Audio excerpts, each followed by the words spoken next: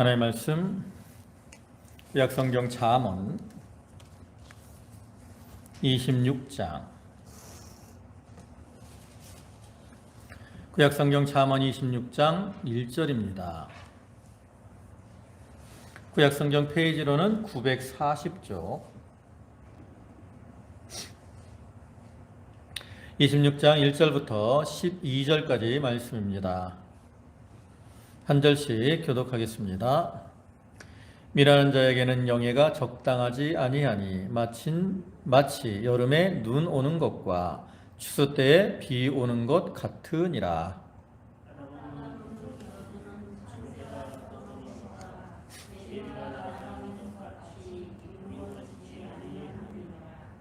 말에게는 채찍이요 나귀에게는 재갈이요 미련한 자의 등에는 막대기니라.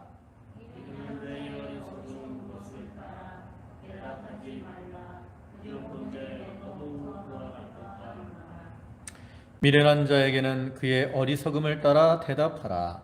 두렵건대 그가 스스로 지혜롭게 여길까 하노라.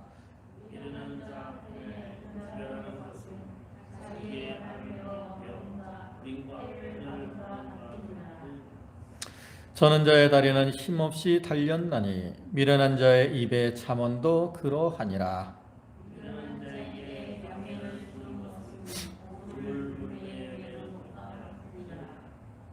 미련한 자의 입에 잠언은 술 취한 자가 손에 든 가시나무 같으니라.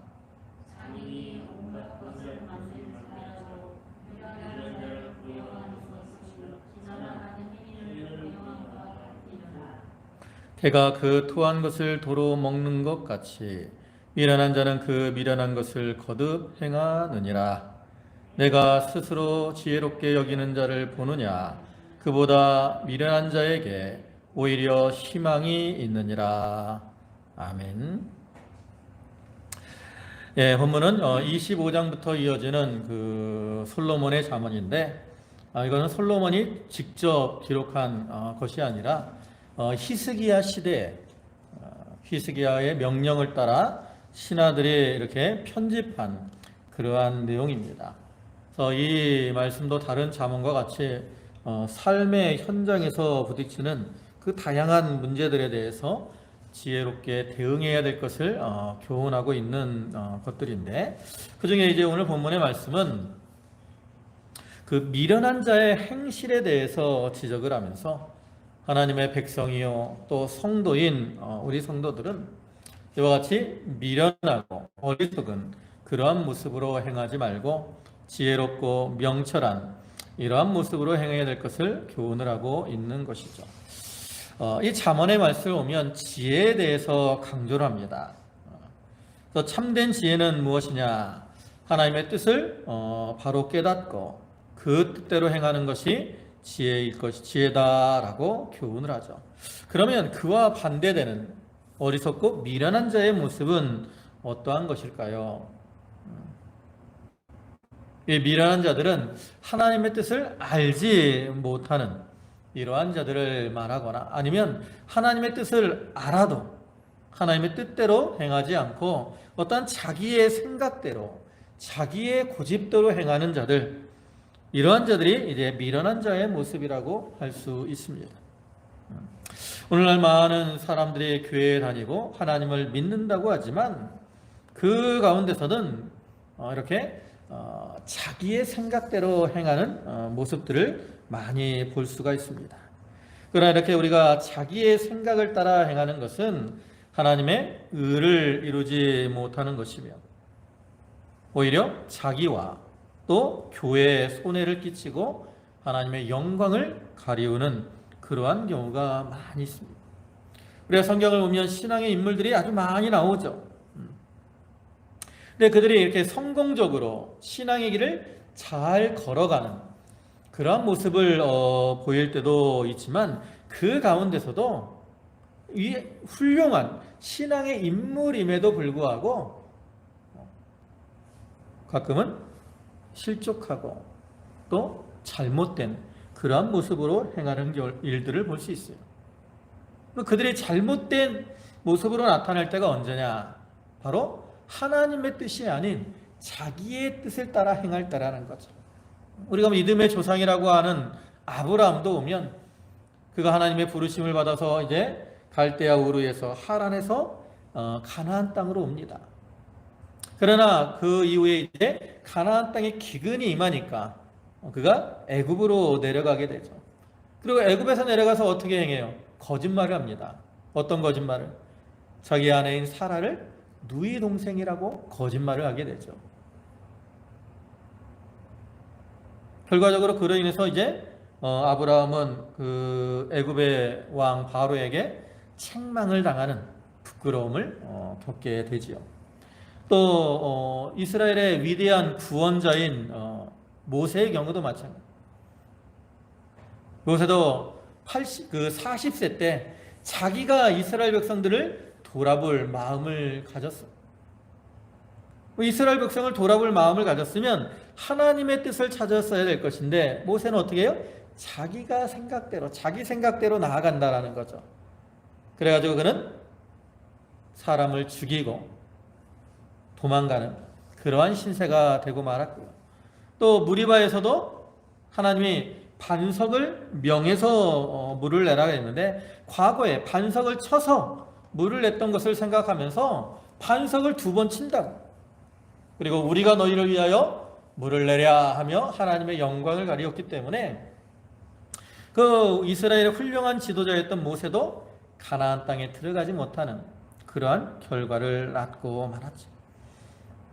우리가 이러한 그 모습들에서 볼 때 내가 아무리 좋은 신앙의 모습을 가지고 있다 하더라도 내 생각대로 행하고 나아가는 것은 하나님 앞에서나 사람 앞에서나 참으로 미련한 그러한 모습이 아닐 수 없다라는 거예요.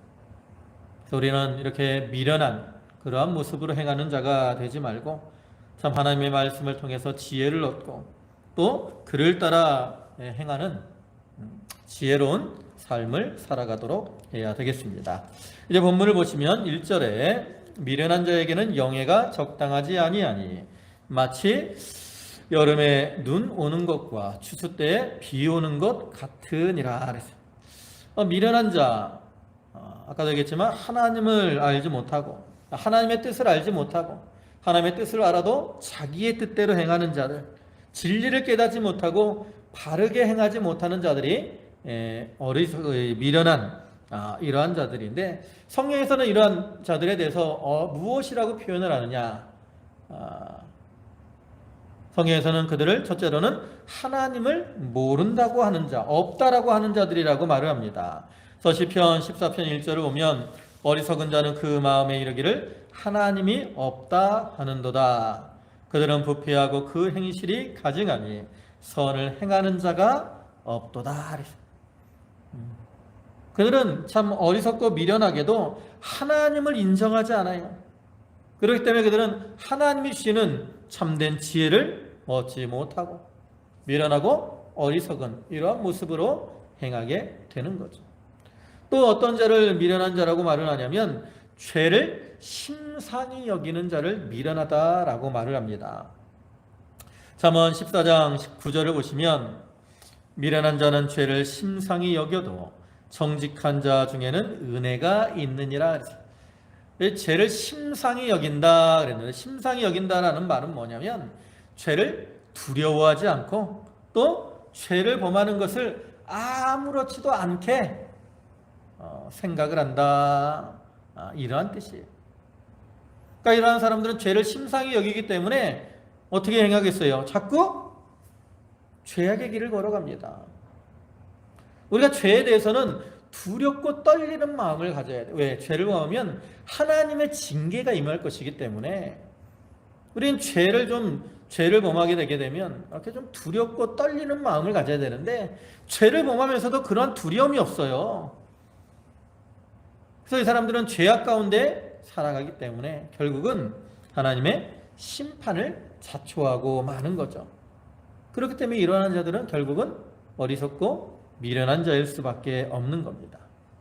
또 한 가지는 어떤 자를 미련한 자라고 말하냐면 하나님의 말씀을 마음에 더디 믿는 자들을 미련한 자라고 표현을 합니다. 누가복음 24장 25절을 보면 이르시되 미련하고 선지자들의 말한 모든 것을 마음에 더디 믿는 자들이여. 이렇게 하나님이신 말씀, 성경을 마음에 믿지 않아요. 그래서 그들은 말씀을 믿지 않기 때문에, 마음에 받지 않기 때문에 말씀대로 행하지 않고 결과적으로 자기의 구원을 이루어 나가지 못하는 거죠. 그래서 이러한 자들은 지혜가 없습니다. 명철이 없어요. 근데 이러한 자들이 이제 지위를 얻고 영예를 얻는 것은 마치 여름에 눈이 오는 것처럼 순리를 벗어나는, 거스리는 것이고, 또 추수 때 비가 오게 되면 어떻게 돼요?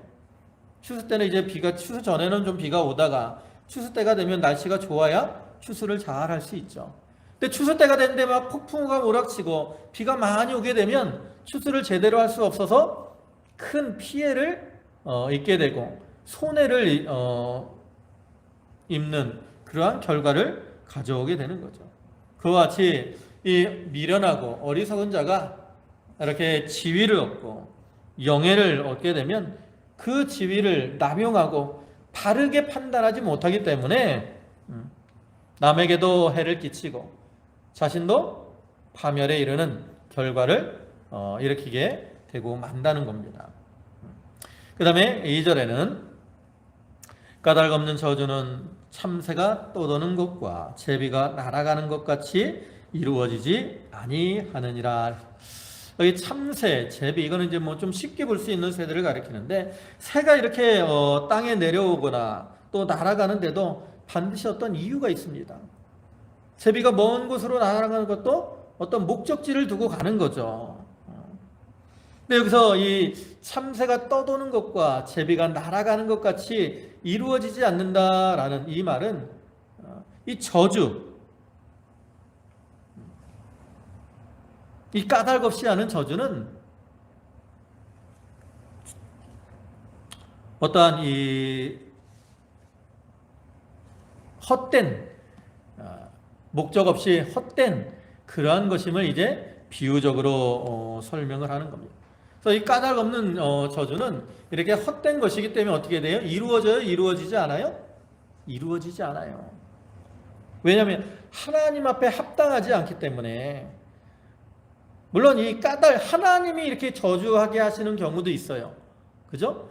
하나님이 저주하게 하시는 경우도 있는데 그때는 그 저주가 이루어집니다. 근데 이 까닭 없는 저주는 하나님이 허락하신 저주가 아니에요. 그러니까 하나님이 허락하시지 않은 저주이기 때문에 그 저주는 하나님이 듣지 않으시고 결국에는 이루어지지 않고 결국은 누구에게 돌아가느냐? 자기에게 돌아가게 되고 마는 거죠. 그래서 미련한 자는 이렇게 까닭 없이 남을 시기하고 또 저주할 때가 있습니다. 그러나 이러한 저주는 이루어지지 않고 자기에게 돌아가는 거예요. 특별히 우리가 이 믿음을 지키고 말씀에 순종하고 나갈 때 악한 자가 그것을 미워하고 또 저주할 때가 있습니다. 근데 악한 자가 아무리 저주할지라도 믿음으로 행하는 자에게는 그 저주가 이루어지지 않는 거죠. 우리가 대표적인 모습을 그 민수기 22장에서 볼 수 있죠. 그 민수기 22장을 보면 그 발락이라는 왕이 이제 발람이라는 선지자를 불러서 이스라엘을 저주하려고 합니다. 근데 하나님께서 그 발람 선지자를 막으시니까 어떻게 돼요? 발람은 뭐 하나님의 선지자라고 표현을 하고 있지만 거짓 선지자예요. 물질을 따라간 선지자라고. 그래서 그는 물질을 위해서 이스라엘을 저주하려고 했습니다. 그러나 하나님이 그 입을 막으시니까 어떻게 됐어요? 저주가 나오지 않고 오히려 축복의 말을 하게 되었고, 또 발람이 이스라엘이 망하는 길을 가르쳐 주었지만 결과적으로는 발람 자신이 이제 저주를 받고 하나님의 징계를 받아 죽임을 당하게 되고 마는 거죠. 그러니까 이와 같이 그러므로 우리는 이렇게 까닭 없이 저주하는 이러한 자들은 스스로를 어디로 끌고 가는 자들이에요? 스스로를 저주의 자리로 끌고 가는 참으로 어리석고 미련한 자라는 거예요. 그래서 우리는 그렇게 저주하는 자를 두려워하지 말고 오히려 그러한 자들을 불쌍히 여기고 또 믿음의 길을 잘 걸어가는 자들이 되어야 되는 겁니다. 그 다음에 3절에 말에게는 채찍이요 나귀에게는 재갈이요 미련한 자의 등에는 막대기니라 그랬어요. 이 말을 탄 사람이 말에게 채찍질을 하는 이유는 말이 잘 달려가거나 바른 길로 나아가도록 하기 위해서 채찍질을 하는 것이고요. 나귀에게 재갈을 물리는 것도 이렇게 나귀가 날뛰다가 짐을 떨어뜨리지 못하게 하기 위함이죠. 그와 같이 미련한 자에게 등에 막대기로 때리는 것, 즉 책망이나 체벌을 하는 것도 그를 아프게 하고 상하게 하려고 하는 그러한 목적이 아니라 그의 잘못을 깨닫고 바른 길로 걸어가도록 하기 위한 그러한 어떤 선한 목적으로 하는 거라는 거죠. 그렇기 때문에 이 미련한 자들일지라도 이렇게 막대기로 때릴 때 어떻게 해야 돼요? 그것을 자기가 바로 깨닫고 바른 길을 걸어가면 소망이 있습니다. 그러나 이렇게 거듭 맞으면서도 깨닫지 못하는 자들은 다 멸망하는 짐승과 같은 거죠. 우리 부모들이 자녀를 양육할 때도 자녀들이 잘못된 길을 가면 그대로 내버려 둘 수 없잖아요. 이렇게 치고달을 하고 때리기도 합니다. 요즘 법적으로 자녀들을 이렇게 때리는 것을 금하고는 있어요. 물론 이렇게 자녀가 상할 만큼 이렇게 학대로 여겨질 만큼 때리는 것은 좀 문제가 있지만 그래도 자녀를 사랑한다면 자녀가 좀 잘못된 모습으로 행할 때는 이렇게 좀 초달을 해야 자녀가 이 잘못을 깨닫고 바른 길을 걸어갈 수 있습니다. 그러니까 우리는 하나님이 우리를 징계하실 때 우리가 미련한 자가 되어가지고 거듭거듭 멸망이 잘못된 길로 걸어가지 말고 하나님이 우리를 징계하시고 책망하시는 그러한 목적을 깨닫고 회개하고 돌이켜서 바른 길로 걸어가야 된다는 거죠. 또 4절에 미련한 자의 어리석은 것을 따라 대답하지 말라. 두렵건대 너도 그와 같을까 하노라. 여기 미련한 자의 어리석은 것을 따라 대답하지 말라는 것은 그 미련한 자의 어리석은 행동을 옹호하거나 따라하지 말라는 거예요. 그래서 그렇게 행하게 되면 그 어리석고 미련한 자를 옳다라고 인정하는 그러한 결과가 되고 또 자기 자신도 그렇게 어리석고 미련한 자가 되고 만다라는 거죠. 우리는 하나님이 주신 그러한 어떠한 지혜를 가지고 모든 것을 바로 판단하고 어리석고 미련한 자들의 그러한 행동을 경계하고 그들을 옹호하거나 또 그들과 어울리지 말아야 된다라는 거죠. 그리고 5절을 보면 비슷합니다. 5절에는 미련한 자에게는 그의 어리석음을 따라 대답하라. 두렵건대 그가 스스로 지혜롭게 여길까 하노라. 앞에서는 어리석은 것을 따라 대답하지 말라 그랬는데 여기 5절에서는 그의 어리석음을 따라 대답하라 그랬어요. 그러니까 좀 이 내용이 이렇게 좀 모순되는 것 같지만 의미가 좀 다릅니다. 여기서 대답하라는 것은 어떤 그가 이렇게 지혜롭게 여기고 이렇게 말할 때 만약에 가만히 있으면 그 사람이 어떻게 생각하겠어요? 미련한 자가 내 말이 옳은가 보다. 그렇게 저 사람도 그것을 인정하나 보다.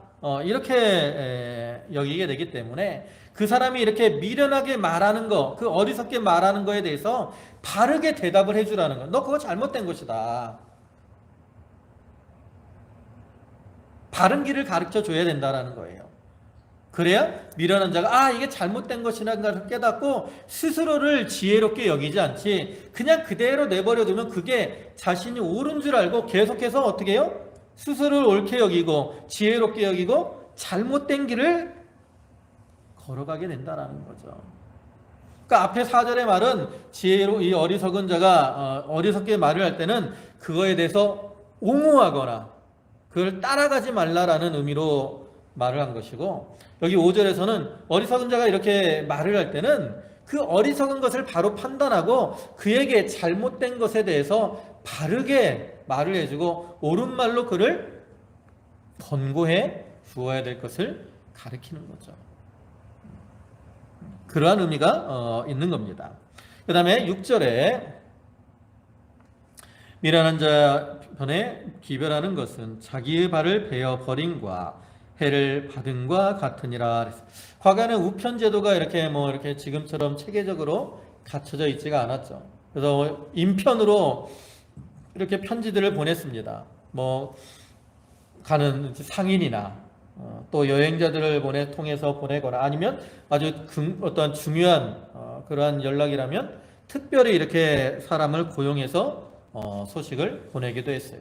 근데 이렇게 소식을 전할 때 미련한 자를 고용해서 소식을 전하는 그러한 책임을 맡기게 되면 그 미련한 자가 내가 전하고자 하는 그 의도를 잘못 전함으로 큰 손해를 끼친다. 발을 베어버린 것 같이. 발을 베어버리면 고통을 당하기도 하지만 우리가 제대로 행동을 할 수 없잖아요. 그 큰 고통과 또 일이 실패하게 된다라는 거예요. 미련한 자들은 어떤 이 생각이 부족하기 때문에 내가 그 사람에게 전달하려고 할 때 그것을 제대로 전달하지 못하고 잘못 전달할 가능성이 많아요. 근데 이 중요한 내용을 잘못 전달하면 그로 인해 큰 혼란이 일어나게 된다는 거죠. 여러분, 이 말이라는 게 그렇잖아요. 우리나라 속담에도 아다르고 어다르다라는 말이 있어요. 우리가 이렇게 발음이 한마디 이렇게 잘못하는 거, 그에 따라 이 의미가 완전히 바뀌는 거예요. 그래서 이것은 결국 무슨 말이냐면 우리가 어떤 일을 맡길 때는 좀 미련한 어리석은 그러한 자들에게 맡기지 말고, 특별히 중요한 일을 맡길 때는 좀 진실하고 믿을 만한 지혜로운 이러한 자들에게 일을 맡겨야 될 것을 의미하는 것이고, 동시에 내가 어떠한 일을 할 때 이렇게 미련한 모습으로 일을 하지 말고 하나님이 주시는 지혜를 따라서 모든 것을 바로 처리해 나가야 될 것을 교훈하는 것이라고 할 수 있습니다. 그 다음에 7절에 저는 자의 다리는 힘없이 달렸나니 미련한 자의 입의 잠언도 그러하니라. 여러분, 우리가 다리가 뭐합니까? 다리는 이제 내가 원하는 곳으로 이렇게 자유롭게 이동을 할 수 있는, 이동하게 하는 아주 중요한 그러한 지체입니다. 근데 만약에 이 다리가 여기 있는 것처럼 힘없이 달려 있어요. 다리가 힘이 있어야 다리가 땅을 딛고 걸어갈 수가 있는데 다리가 힘이 없다고. 그러니까 이렇게 장애가 있고 그러면 가끔 이렇게 다리 보면 힘없이 이렇게 흔들리는 사람이 있잖아요. 그런 사람은 그 다리로 어디를 가거나 할 수가 없다고. 그와 같이 이 잠언이라는 것이, 여기 우리가 이 잠언 전체가 잠언이잖아요. 그 사람의 갈 길을 알려주고 또 인도해주는 아주 귀중한 소중한 가치를 가지고 있는 게 바로 잠언인데, 그 잠언의 가치를 모르는 그 미련한 자에게는 이 잠언이 어떻다라는 거예요. 힘없이 달려있는 그 다리와 같이 아무런 소용이 없다라는 거죠. 그래서 이와 같이 아무리 이렇게 좋은 것이라도 그것을, 그 가치를 모르고 활용할지 모르는 사람에게 있어서는 그것이 아무 소용이 없는 거예요. 우리는 이 잠언의 가치를 우리가 좀 바로 알아요. 이 잠언의 말이 사실은 읽다 보면 우리 생활에 이렇게 적용되는 말들이 다 상당히 많습니다. 그래서 우리가 이런 잠언의 가치를 바로 깨닫고 그에 합당하게 행해야 이 잠언의 말씀이 참 가치가 있고 귀한 거예요. 그래서 우리 하나님이 주신 이 잠언의 말씀을 잘 붙들고 귀하게 여기고 그렇게 행해야 참으로 우리가 지혜로운 모습으로 살아가게 되는 거죠. 또 8절에 미련한 자에게 영예를 주는 것은 돌을 물매에 매는 것과 같으니라. 이거는 1절과 비슷한 그러한 교훈입니다. 1절에서도 미련한 자에게 영예가 적당하지 않다 그랬잖아요. 여기 물매라는 게 뭐예요? 물매. 원래는 이제 가죽이나 질긴 줄을 이렇게 반으로 접어서 그 사이에 돌을 끼우고 이렇게 쫙 돌리다가 줄 하나를 딱 놓으면 그 그 사이에 있던 돌이 날아가서 이렇게 공격하는 도구가 바로 물매입니다. 뭐 영어로는 슬링이라고도 하는데 팔레스타인은 이 유목 생활을 했기 때문에 그 목자들이 뭐 이렇게 칼이나 이런 무기들을 가지고 다니기가 힘이 들잖아요. 그래서 이 물매가 아주 뭐 사나운 들짐승이나 또 침입자들로부터 자기를 지키는데 아주 유용한 그런 무기였어요. 우리가 알다시피 사무엘상 그 17장에도 오면 다윗과 골리앗의 전쟁이 나오잖아요. 그때도 다윗도 목자였기 때문에 자기가 가지고 있던 이 물매를 가지고 나가서 골리앗과 싸워서 이겼던 거죠. 그러니까 아주 유용한 그런 도구라고 할 수 있어요.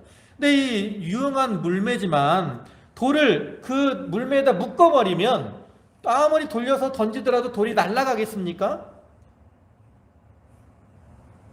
돌을 던질 수가 없기 때문에 돌을 묶어버리면 아무 쓸모가 없는 거죠. 오히려 위험한 일을 당했을 때 이제 그 물매를 가지고 싸워야 되는데 싸울 수가 없기 때문에 그것을 이제 믿고 있던 사람에게는 도리어 큰 피해를 입게 되는 거죠. 그와 같이 이 미련한 자에게 영예를 주는 것, 즉 어떤 일을 판단하고 결정해야 될 중요한 직책을 주는 것은 그 미련하기 때문에 그 기회를 바로 사용하지 못하고 오히려 그 권세를 믿고 어리석고 패역하게 행하게 되기 때문에 그로 인해서 자기와 타인에게 큰 해를 끼치게 되는 거죠. 여기서 그것을 말하는 겁니다. 그 다음에 또 9절에는 미련한 자의 입의 잠언은 술 취한 자가 손에 든 가시 같으니라. 이것도 약간 이제 7절과 의미가 좀 비슷합니다. 7절보다는 좀 더 강한 그러한 의미를 가지고 있죠. 또 미련한 자의 입의 7절에서는 미련한 자의 입의 장언은 힘없다 그랬어요. 아무런 가치가 없다 그랬어요. 근데 여기서는 이제 술 취한 자가 손에 든 가시와 같다 그랬어요. 여러분, 술에 취한 사람은 몸을 제대로 가누지를 못합니다. 그죠? 그런 사람이 이제 이 아주 뾰족하고 날카로운 가시를 들고 있으면 어떻게 되겠어요? 그걸 제대로 관리를 하지 못하기 때문에 자기를 찌르게 되고 또 다른 사람을 찌르게 되는 거죠. 그와 같이 이 미련한 자에 있는 이 잠언은 자기를 어떻게 만들어요? 교만하게 만듭니다. 그리고 행함이 없는 헛된 말을 이렇게 남바람으로 말미암아 타인에게도 해를 끼치게 되고 자기도 해를 입게 될 것을 이제 비유적으로 교훈을 하는 거죠. 또 우리가 이 교만하면 그 잠언의 말이 오히려 자기에게 해가 되는 거예요. 또 예수님께서도 마태복음 7장을 보면 돼지에게 진주를 던지지 말라 그랬어요. 그와 같이 미련한 자에게 이 중요한 것을 맡기는 것은 참으로 위험을 자초하는 그러한 일이 아닐 수 없습니다. 그 다음에 10절에 장인이 온갖 것을 만들지라도 미련한 자를 고용하는 것은 지나가는 행인을 고용함과 같으니라. 여기 장인 하면 기술자죠. 근데 기술자이면서도 아주 자기를 숙련되고 또 지혜롭게 잘 처리하는 그러한 기술자입니다. 그에 대조되는 말이 뭐겠어요? 지나가는 행인이죠. 그러니까 지나가는 행인은 어떤 사람이겠어요? 그 맡은 일에 대해서 어떤 주인의식이나 직업의식이 없어요. 그냥 소홀히 여기고 대충 처리하는 이러한 사람을 가리킵니다. 그래서 장인들은 자기가 뭐 어떤 물건을 만들 때 자기의 실력을 따라 물건을 잘 만듭니다. 반면에 이 지나가는 사람은 그 일에 대해서 잘 모르기 때문에 물건을 제대로 만들지 못하고 오히려 재료만 낭비하게 되고 마는 거죠. 그와 같이 이 미련한 자를 고용하는 것은 그와 같아서 일을 망치게 된다라는 거죠. 그래서 우리가 어떠한 일을 앞에 6절에서도 아까 미련한 자 편에 기별하는 거 이것을 말하면서 우리가 어떤 일을 맡길 때는 좀 믿을 만한 사람, 그죠? 진실한 사람 이러한 사람에게 맡겨야 된다 그랬는데, 여기서도 마찬가지예요. 우리가 어떤 일을 맡길 때 좀 그 일에 관심이 많고 좀 잘 할 만한 이러한 사람에게 맡겨야 됩니다. 세상 일뿐만 아니라 하나님의 일에 있어서도 마찬가지죠. 우리가 하나님의 일을 함에 있어서도 좀 진실하고 하나님을 두려워하고 그 일을 잘 감당할 만한 그러한 사람에게 맡겨야 되고요. 또 내 자신들이 어떠한 일을 맡았으면 좀 부족하더라도 그 일을 잘 감당하려고 힘을 써야 돼요. 그래서 모세 때도 광야에서 이스라엘 백성들이 일꾼을 세울 때도 믿을 만한 그러한 사람들을 세웠고, 사도행전 에서도 그 7 집사를 세울 때도 믿을 만한 사람들에게 칭찬받고 성령이 충만한 사람, 이러한 사람들을 세우잖아요. 그 미련한 자들은 참으로 쓸모가 없다라는 거예요. 여기 다 이런 표현들은 미련한 자들은 쓸모가 없다라는 거예요. 그러니까 우리가 미련한 자가 되면 안 된다라는 거죠. 우리는 하나님 앞에 쓸만한 자가 되기 위해서 미련한 모습으로 행하지 말고 좀 진실된 이러한 모습으로 행해야 되는 겁니다. 그 다음에 11절에는 개가 그 토한 것을 도로 먹는 것 같이 미련한 자는 그 미련한 것을 거듭 행하느니라 그랬어요. 이 개라는 표현은 이스라엘에게서 좀 어떤 사람을 경멸할 때 표현을 하죠. 그와 같이 이 미련한 자는 개가 토한 것을 도로 먹는 것처럼 참으로 어리석다라는 거예요. 어리석. 그래서 미련한 자들은 어떤 잘못을 행했을 때 자기가 잘못을 미련해도 자기가 잘못된 걸 압니다. 알면 어떻게 돼요? 아, 내가 잘못했구나. 어떤 후회도 하고 뉘우치기도 해요. 근데 문제는 뭐냐? 후회하고 뉘우치기는 하는데 그 죄에서 떠나지 않는다라는 거죠. 그리고 또 똑같은 그러한 일을 거듭거듭 범하는 거예요. 이게 마치 개가 토한 것을 도로 먹는 것 같다는 거예요. 그러니까 오늘날 우리가 믿는다고 하면서 똑같은 죄를 거듭거듭 범하고 나가는 것은 그것은 미련하게 행하는 거예요. 하나님 우리를 향해서 천년을 하루를 천년과 같이 참아주신다 그랬잖아요. 참아주시는 이유가 뭐예요? 회개하라고. 그러면 우리가 어떤 죄를 범했을 때 그 죄에 대해서 좀 원통히 여기고 또 두렵고 떨림으로 그 죄를 끊어버리려고 힘을 써야 되는 거예요. 그냥 내가 힘을 쓰는데도 연약하기 때문에 똑같은 죄를 범할 수도 있습니다. 그러나 그냥 똑같은 일을 범하면서도 그냥 그럴 수도 있지 이렇게 생각하는 거하고 그것을 원통히 여기는 것과는 다르다는 거죠. 우리가 앞에 1절에서 미련한 죄에 대해 말하면서 죄를 심상히 여긴다 그랬잖아요. 심상히. 그냥 그럴 수도 있지 하는 거는 심상히 여기는 거예요. 그건 미련하게 행하는 거죠. 아주 원통하게 여기고 하나님 앞에 그것을 끊어버리려고 힘을 쓰면 지금 단번에는 끊을지 못할지 몰라도 하나님이 나중에 끊을 수 있도록 도와주시는 거예요. 그러니까 똑같은 잘못을 거듭거듭 범하지 않도록 조심해야 된다는 거죠. 그런 자리 지혜로운 자라는 거예요. 네, 마지막으로 12절에 내가 스스로 지혜롭게 여기는 자를 보느냐 그보다 미련한 자에게 오히려 희망이 있느니라. 여기 스스로를 지혜롭게 여기는 자가 있다 그랬어요. 이거는 그 사람이 진짜로 스스로 지혜로운 자가 아니라 자기 착각에 빠져 있는 거예요. 나는 지혜로운 자다. 나는 괜찮은 자다. 나는 잘 믿는 자다. 이러한 착각에 빠져 있는 한마디로 교만한 자를 가리키는 겁니다. 그래서 이러한 자들은 자기의 잘못을 깨닫지 못하기 때문에 계속해서 잘못된 길로 나아가는 거죠. 근데 이러한 교만한 자보다 스스로를 지혜롭게 여기는 교만한 자보다 자기를 오히려 미련하다라고 생각하는 이러한 자들이 소망이 있다라는 거예요. 하나님은 교만한 자들을 물리치시는 분이라고 했고요. 또 스스로 선질로 생각하는 자는 넘어지게 된다라고 성경에서 말씀을 하고 있어요. 그래서 우리는 내 자신이 스스로 된 줄로 생각하면 안 됩니다. 우리는 늘 자신을 부족하게 여기고 그렇게 나가야 우리가 하나님을 의지하게 되고, 하나님을 의지할 때 우리에게 희망이 있는 거죠. 그래서 여기 이렇게 미련한 자의 모습에 대해서 여러 가지로 교훈을 하면서 우리가 이렇게 미련한 모습으로 행하지 말아라.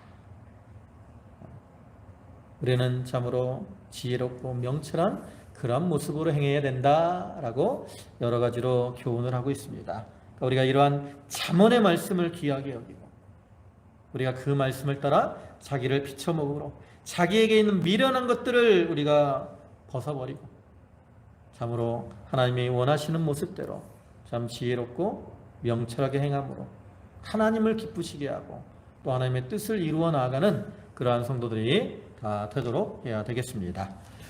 기도하시겠습니다. 전능하신 아버지 하나님, 미련한 자에게는 영예가 적당하지 않다 했습니다. 그것은 물매를 돌에 매는 것, 물매에 돌을 매는 것과 같다 그랬고, 또 여름에 눈이 오는 것과 추수 때 비가 내리는 것과 같다 했습니다. 아버지 하나님, 저희가 참으로 어리석고 미련한 그러한 모습으로 행함으로 넘어지고 또 잘못된 길을 걸어가는 그러한 자들이 되지 않게 하시고, 아버지 하나님, 저희 속에 있는 미련한 것들을 버리게 하시고 늘 겸손한 가운데 하나님의 뜻을 찾고 하나님 앞에서 주님이 주시는 지혜와 명철을 따라 바로 행하며 나아갈 수 있는 그러한 저희 모든 성도들 되게 하여 주시옵소서. 아버지 하나님, 어느덧 2023년도 이제 3월이 되었습니다. 이렇게 만물이 소생하는 계절이 되어가는데 저희의 믿음도 솟성케 하시고, 그리하여서 저희를 통해 하나님 앞에 믿음의 열매들이 맺혀 나갈 수 있도록 주께서 도우시고 은혜로 인도하여 주시옵소서. 저희 성도들 한 사람 한 사람을 붙들어 주시고 그 이름을 기억하여 주시고 그들의 삶 속에서 하나님이 그들을 권고하시고 인도하시고 은혜로 붙들어 주시옵소서. 예수님의 이름으로 기도 올리옵나이다. 아멘.